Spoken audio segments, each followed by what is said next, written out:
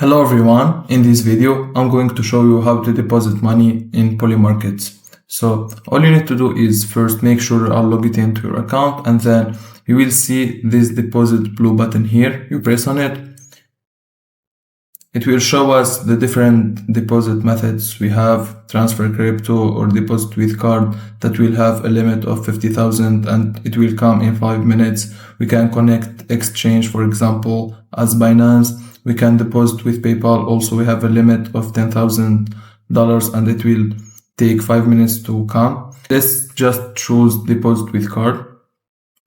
Now we need to choose our currency here. For example, we can choose US dollars, and then we choose the amount. For example, we say $20, something like this, and then it will show us the provider. We can choose also the provider. We can change it, as you can see, and each provider will have a certain tax fees, as you can see. So each one will show us best, fastest, and so on.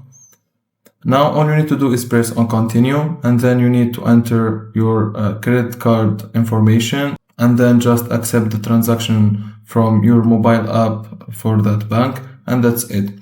If you find this video helpful, don't forget to like and subscribe, and thank you for watching.